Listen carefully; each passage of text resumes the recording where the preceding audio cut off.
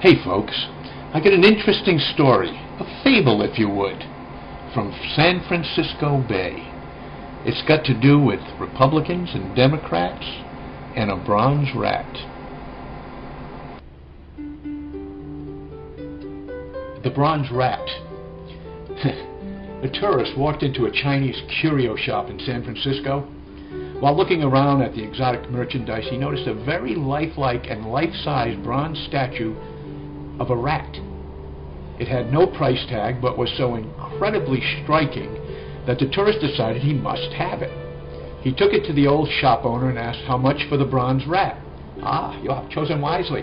It is $12 for the rat, $100 for the story," said the wise old Chinaman. The tourist quickly pulled out $12. "I'll take just the rat. You can keep the story." As he walked down the street carrying his bronze rat, the tourist noticed that a few real rats had crawled out of the alleys and sewers and had begun following him down the street. This was disconcerting, so he began to walk faster. A couple of blocks later, he looked behind him and saw to his horror the herd of rats behind him had grown to hundreds, and they began squealing.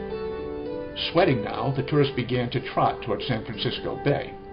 Again, after a couple blocks, he looked around only to discover that the rats now numbered in the millions and were squealing and coming toward him faster and faster.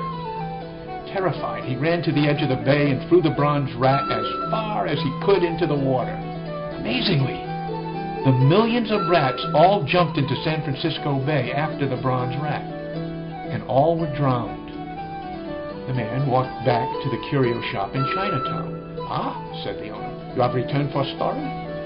"No, sir," said the man. "I came back to see if you have a bronze Democrat." From the Patriot Post. Have a great day. Okay, we got rid of the Democrats on that one. The problem is there's no Republicans in San Francisco, because if there were, we'd get a bronze Republican too. You guys have a great day.